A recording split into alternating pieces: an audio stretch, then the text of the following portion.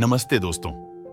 कभी सोचा है कि वो बड़ी बड़ी कंपनियां जिनके प्रोडक्ट्स आप रोज इस्तेमाल करते हैं, उनके मालिक कौन होते हैं, या ये कंपनियां कैसे पैसा कमाती हैं? तो जवाब है शेयर बाजार। आज के इस वीडियो में हम शेयर बाजार के बारे में बिल्कुल बेसिक चीजें सीखेंगे। ये वीडियो उन लोगों के लिए है जो शेयर बाजार के बारे में बिल्कुल नहीं जानते।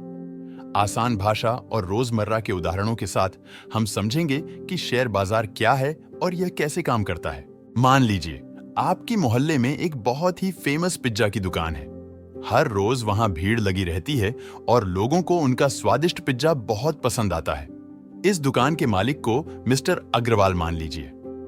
अब आप सोच रहे होंगे कि मिस्टर अग्रवाल ने यह दुकान कैसे खोली होगी। उन्होंने शायद दुकान खोलने के लिए पैसे जुटाए होंगे या फिर किसी बैंक से लोन लिया होगा। इस दुकान को चलाने के लिए उन्हें हर रोज कई सारे खर्चे करने पड़ते हैं, जैसे कि आटा, चीज, सब्जियों आदि का खर्च, दुकान का किराया, बिजली का बिल इत्यादि। लेकिन जब दुकान पर लोग पिज्जा खरीदते हैं तो उन्हें इससे कमाई होती है। अगर कमाई ज्यादा होती है और खर्चे कम रहते हैं तो मिस्टर अग्रवाल अच्छा मुनाफा कमा सकते हैं। शेयर बाजार भी कुछ इसी तरह काम करता है। यहाँ बड़ी बड़ी कंपनियां, जिन्हें हम पब्लिकली लिस्टेड कंपनियां कहते हैं, अपने बिजनेस को आगे बढ़ाने के लिए पैसा जुटाने के लिए शेयर बाजार का सहारा लेती हैं। ये कंपनियां मार्केट में अपना आईपीओ लाती है और अपनी कंपनी की ओनरशिप बेच देती है, जिन्हें शेयर या स्टॉक कहा जाता है। आप और मेरे जैसे आम लोग भी इन शेयरों को खरीद सकते हैं। अब सोचिए, आपने पिज्जा की दुकान में थोड़ा पैसा लगाकर उसकी एक छोटी सी हिस्सेदारी खरीद ली है, तो इसका मतलब हुआ कि आप उस दुकान के मालिक बन गए हैं, भले ही वो हिस्सेदारी बहुत छोटी ही क्यों ना हो। ठीक इसी तरह जब आप किसी कंपनी के शेयर खरीदते हैं तो आप उस कंपनी के एक छोटे हिस्से के मालिक बन जाते हैं। अब सवाल ये उठता है कि शेयर बाजार से पैसा कैसे कमाया जाता है। तो इसके दो तरीके हैं। कंपनी के मुनाफे में हिस्सा। मान लीजिए आपने पिज्जा की दुकान में थोड़ी सी हिस्सेदारी खरीदी है। अब जब भी दुकान को मुनाफा होता है तो उस मुनाफे का एक छोटा सा हिस्सा आपको भी मिलता है। इसे कंपनी का डिविडेंड कहा जाता है। दूसरा, शेयरों की कीमतों में उतार चढ़ाव। आपने जो शेयर खरीदा है उसकी कीमत हर रोज बदलती रहती है। अगर कंपनी अच्छा काम करती है और उसका मुनाफा बढ़ता है तो शेयर की कीमत भी बढ़ सकती है।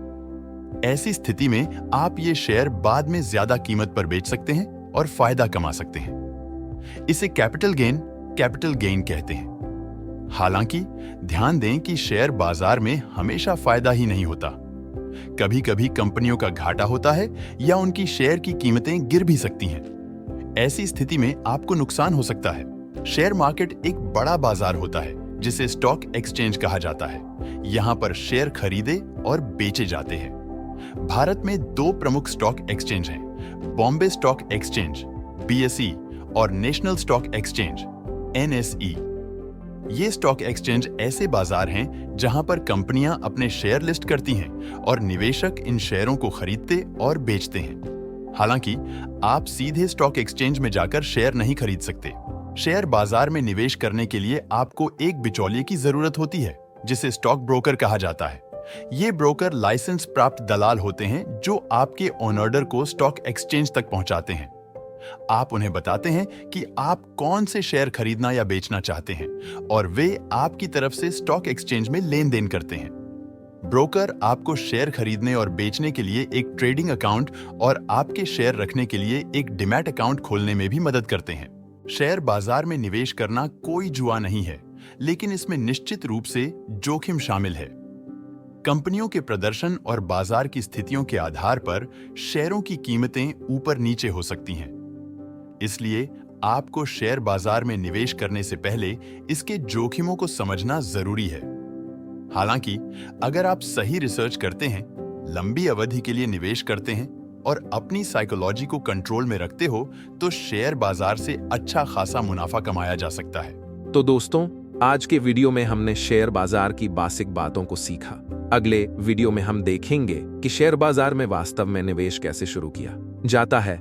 हम सीखेंगे कि कौन से शेयर खरीदने चाहिए, कितना पैसा लगाना चाहिए और शेयर बाजार में सफल होने के लिए किन किन बातों का ध्यान रखना चाहिए। अगर आपको ये वीडियो पसंद आया है तो इसे लाइक करें और अपने दोस्तों के साथ शेयर करें। कमेंट में अपने सवाल जरूर पूछें। धन्यवाद।